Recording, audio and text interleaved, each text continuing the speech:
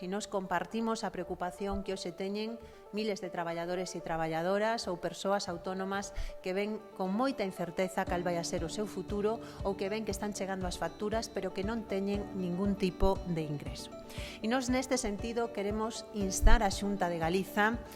a ser parte da solución e implicarse na búsqueda precisamente de un desafogo para todas esas familias. E, polo tanto, reclamamos que se axilice a tramitación dos ERTES e que se garanticen axudas directas da Xunta de Galiza ás persoas autónomas como teñen outras comunidades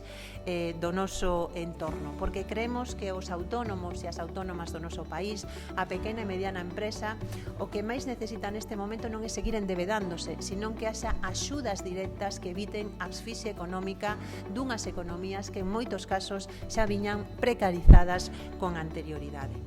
E tamén pensamos que no ámbito